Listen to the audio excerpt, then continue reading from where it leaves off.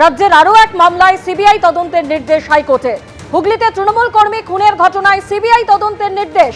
2010 সালে তৃণমূল কর্মী রবিন ঘোষকে গুলি করে খুন করার ঘটনা ঘটে।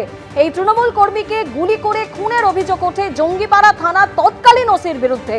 জঙ্গিপাড়া থানার তৎকালীন ওসি তাপসব্রতী চক্রবর্তীর বিরুদ্ধে খুনের অভিযোগ ওঠে। স্কুল নির্বাচনের সময় সিপিএম কর্মীদের সঙ্গে নিয়ে তৃণমূল কর্মীকে খুনের অভিযোগ। প্রসাদপুর উচ্চ বিদ্যালয়ের অভিভাবক প্রতিনিধি নির্বাচনের সময় এই খুনের অভিযোগ। দীর্ঘদিন ধরে সিআইডি তদন্ত চললেও কোনো অগ্রগতি নেই, দাবি নিহতের পরিবারের। আরো একবার আপনাদেরকে জানিয়ে রাখি যে তৃণমূল কর্মী রবিন ঘোষ, যাকে 2010 সালে গুলি করে খুন করার ঘটনা হয়, জাঙ্গিপাড়া থানা তৎকালীন ওসির বিরুদ্ধে এই অভিযোগ উঠেছিল। জাঙ্গিপাড়া থানা তৎকালীন ওসি ছিলেন তাপসব্রতী চক্রবর্তী এবং সেই মামলাতেই সিবিআই তদন্তের নির্দেশ দিল আদালত।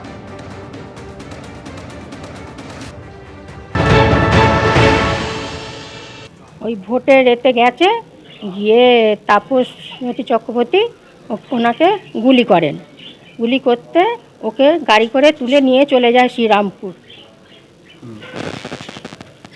আগে জাঙ্গিপাড়া থানায় নিয়ে গেছে, নিয়ে গিয়ে তারপরে শ্রীরামপুর ওকে পার্টির লোক আর পুলিশ থানায় পুলিশ এতে নিয়ে চলে যায়।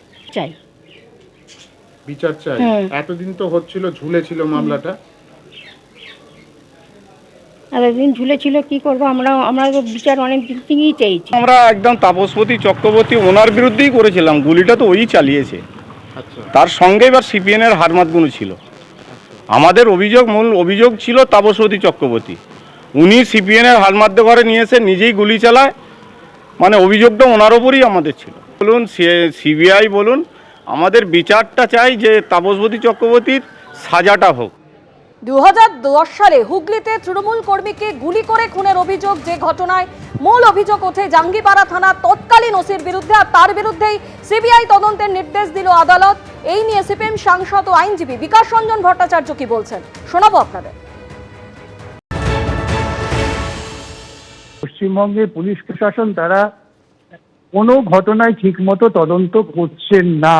এটা লক্ষ্য করুন যে তৃণমূল কর্মী খুন হয়েছিল 2011-র পর তৃণমূল ক্ষমতা আসায় সিআইডি তদন্ত করছিল, সেই তদন্তের পরিণতি এইটা।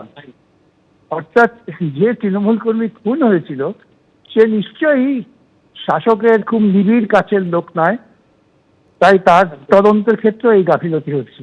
একেবারেই অন্যতম গুরুত্বপূর্ণ খবর, কেননা নবম, দশম, একাদশ, দ্বাদশের ক্ষেত্রে নিয়োগ প্রক্রিয়ার সময় বাড়ালো সর্বোচ্চ আদালত, এবং সেটা বাড়িয়ে হলো অর্থাৎ 31শে ডিসেম্বরের পরিবর্তে 31শে অগস্ট।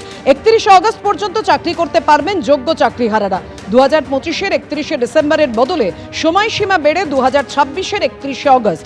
8 মাস বাড়ল নিয়োগ প্রক্রিয়া শেষের সময়সীমা। 31শে অগস্ট পর্যন্ত সবেতন চাকরি করতে পারবেন যোগ্য চাকরিহারারা।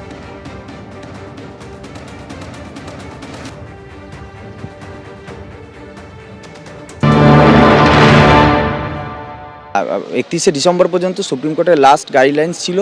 আমরাও জানতাম যে এসএসসির পক্ষে সেটা সম্ভব করা, মানে শেষ করা সম্ভব নয়, তার জন্য এসএসসিকে যেতেই হবে এক্সটেনশনের জন্য। কিন্তু আমরা একটু আশঙ্কিত ছিলাম যে কি হবে, আসলে আদৌ এক্সটেনশন দেবে কিনা, কোর্টের মর্জির উপর ডিপেন্ড করছে সব কিছু। তার জন্য আমরাও লয়ার দিয়েছিলাম এবং সেটা এক্সটেনশন হয়েছে।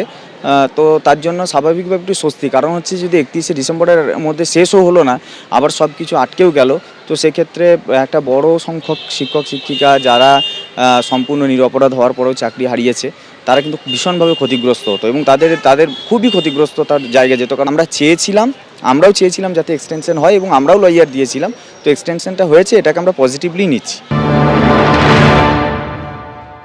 এখনও সুযোগ আছে, যারা যোগ্য শিক্ষাকর্মী শিক্ষক শিক্ষিকা আছে এসএসসি 2016 প্যানেল, তাদের যোগ্য তালিকাটা এখনও কান ধরে কলকাতা হাইকোর্টে মামলা চলছে, সেখানে প্রকাশ করলে তারা সেই তালিকা অ্যাপ্রুভ করে সুপ্রিম কোর্টে পাঠিয়ে দেবে, সবার চাকরি ফিরে যাবে।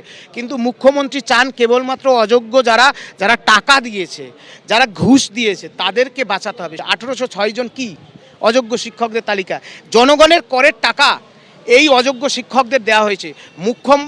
আমি বিচারকদের অনুরোধ করব, সুপ্রিম কোর্ট, হাইকোর্ট, যে মাননীয় মুখ্যমন্ত্রীর বিরুদ্ধে শতপ্রণোদিতভাবে ব্যবস্থা নিন।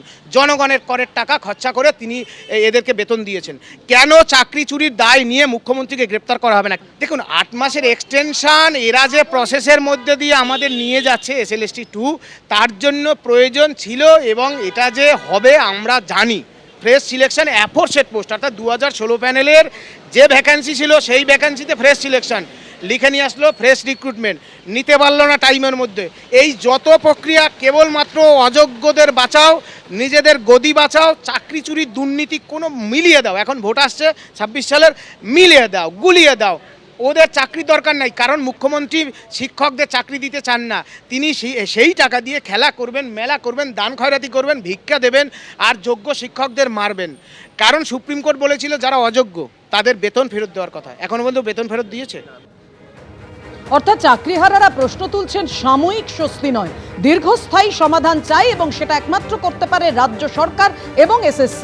যোগ্য চাকরিহারারা তারা কি বলছে দেখুন।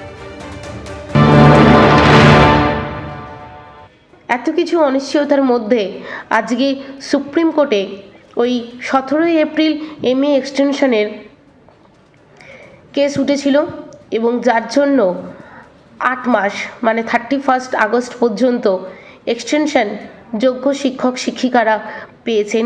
তারা আগামী দিনে এখনও স্কুলে যেতে পারবে।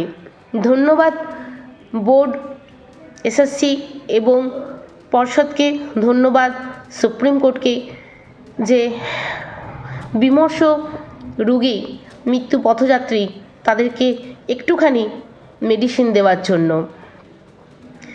এখন মূল লক্ষ্য, যারা যোগ্য শিক্ষক শিক্ষিকা হয়েও মানসিক দুশ্চিন্তা নিয়ে যারা পরীক্ষা বসে উত্তীর্ণ হতে পারলেন না, তাদের কথা অবশ্যই সরকার এবং কোর্ট ভাববে। কারণ আমরা যোগ্য শিক্ষক শিক্ষিকাদের হয়ে যেমন লড়াই চালাচ্ছিলাম সেরকম চলবে, যতক্ষণ না প্রতিটি যোগ্য শিক্ষক শিক্ষিকা তারা তাদের ন্যায্য অধিকার ফিরে পায়। 31 অগস্ট 2026 অবধি আমরা সকলেই স্কুল যাব এবং বেতন পাবো, এই খবরটি আমাদের কাছে সাময়িক স্বস্তি এনেছে, কিন্তু এটি কখনোই একটা পূর্ণাঙ্গ সমাধান হতে পারে না। আজকে আমাদের যে এই ডামাডোল অবস্থা, এই অনিশ্চয়তা, তার একমাত্র দায়ী প্রাতিষ্ঠানিক দুর্নীতি, এবং প্রাতিষ্ঠানিক দুর্নীতির কারণেই 2016 প্যানেলটি আজকে বাতিল বলে গণ্য করা হয়েছে। কমিশন বা রাজ্য সরকার নির্ধারিত সময়ের মধ্যে তাদের এই নিয়োগ সম্পূর্ণ করতে না পারেন, তাদের জন্য যদি পর্যাপ্ত কিছু সময় লাগে, তাহলে অবশ্যই তারা সেই আর্জি নিয়ে সুপ্রিম কোর্টে যাবেন, এবং সুপ্রিম কোর্ট মানবিক দিক বিবেচনা করে সে রায় দেবেন। এটা আমাদের কাছে অত্যন্ত প্রত্যাশিত ছিল। কিন্তু আজকে আমরা একটা বিষয় দেখলাম, বিকাশ ভট্টাচার্য মহাশয় আজকে আবারও যোগ্য শিক্ষকদের যেভাবে টেন্টেড বলে দাগিয়ে দেওয়ার চেষ্টা করলেন, এটা আমাদের কাছে অত্যন্ত অপমানজনক, এবং একরাশ হতাশা, করুণা ছাড়া আমাদের কিছু বলার নেই। এবিপি আনন্দ, এগিয়ে থাকে, এগিয়ে রাখে।